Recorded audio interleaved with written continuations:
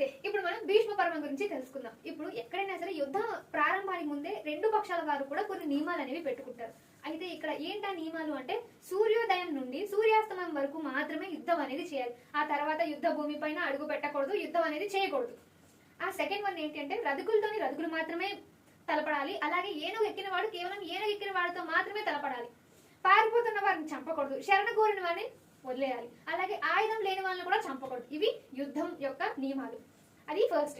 And ఇప్పుడు చూడండి, గీతోపదేశం అనేది జరుగుతుంది. భగవద్గీత అనేది ఇక్కడ నుంచే ఆవిర్భావం అనేది మొదలైంది. ఇంకా యుద్ధం మొదలు.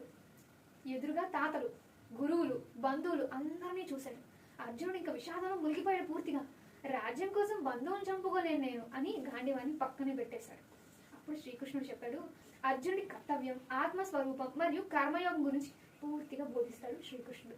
నువ్వు కేవలం నిమిత్త మాత్రుడువే, జరిగిందంతా నా ఇష్ట ప్రకారమే జరుగుతుంది అని తన విశ్వరూపాన్ని మొత్తాన్ని కూడా ప్రదర్శించి అర్జునుడికి యుద్ధానికైతే సిద్ధం చేస్తాడు శ్రీకృష్ణుడు.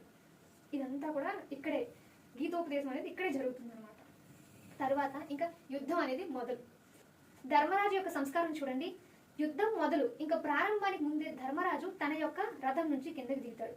పాదచారిగా శత్రువుల సైన్యంలోకి వెళ్తాడు. వెళ్ళి భీష్ముడికి, ద్రోణుడికి, కృపాచార్యుడికి, శల్యుడి యొక్క అందరి పాదాలకి కూడా నమస్కరించి చెప్తాడు. యుద్ధానికి అనుమతి, ఆశీర్వాదాన్ని తీసుకుంటాడు ఈ యొక్క ధర్మరాజు. ధర్మరాజులోని ఈ ధర్మానికి వారంతా కూడా సంతోషిస్తారు. విజయం నీదే అని ఆశీర్వదిస్తారు ఈ పెద్దలంతా కూడా. ఇంకా ప్రారంభం యుద్ధం. భీష్ముడి యొక్క ప్రతాపం చూడండి. ఎన్నో రోజు, 10వ రోజు. ఇంకా భీష్ముడి గురించి మరి చెప్పక్కర్లేదు కదా. కౌరవ సేనాధిపతిగా భీష్ముడు పాండవ సైన్యం పైన ఇంకా పూర్తిగా విరుచుకుపడ్డాడు. ఆయన ధాటికి పాండవ సైన్యం మొత్తం కలకలకలకలాడింది. ఏం చేయాలి? ప్రతిరోజు వేలాది మంది సైనికులు సంహరిస్తుంటే పాండవులు ఇంకేం చేయాలో వాళ్ళకి అర్థం కాలేదు. ఇప్పుడు ఏం చేయాలి? శ్రీకృష్ణుని ప్రతిజ్ఞాభంగం. మరి అంత జరుగుతుంది, ఏం చేయాలి? 3వ రోజు. కొన్ని దాంట్లో మనకు ఒకలా ఉంటుంది, మరికొన్ని వాటిలో మరొక విధంగా ఉంటుంది. భీష్ముడు ఉగ్రరూపం చూశాడు శ్రీకృష్ణుడు. అప్పుడు అర్జునుడు మెతకగా ఇంకా పోరాడుతానని చెప్పి శ్రీకృష్ణుడికి ఇంకా కోపం వచ్చేస్తుంది. మరి ఏం చేయాలి?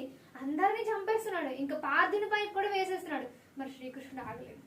ఇంకా యుద్ధంలోకి తను ఆయుధం పట్టనని ప్రతిజ్ఞ చేశాడు. దాన్ని పక్కన పెట్టేసి రథచక్రం, తన యొక్క సుదర్శన చక్రం లాగా దాన్ని పట్టుకుని భీష్ముడి పైకి చంపడానికి శ్రీకృష్ణుడికి ఉరకలేస్తున్నాడు.